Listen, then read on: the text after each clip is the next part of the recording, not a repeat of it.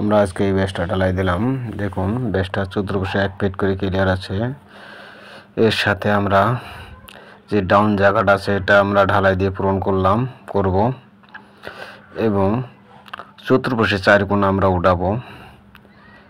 এখানে দেখতেছি আমরা মাছ কলমটা আছে মাছ সেন্টারে।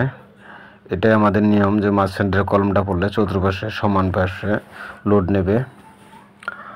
আর এখান তো ফিনিশিং দিতে হবে ঢালাই দিয়ে, যে গাঁথা আছে এটা পূরণ করতে হবে। তার সাথে আমাদেরকে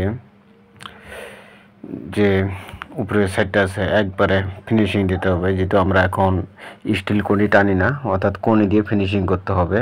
কনি দিয়ে ফিনিশিং করলে এইভাবে আসবে। আর কলম থেকে দূরত্ব হবে 1 ফিট পর্যন্ত, যাতে আমরা বোর্ড বসাইতে পারি।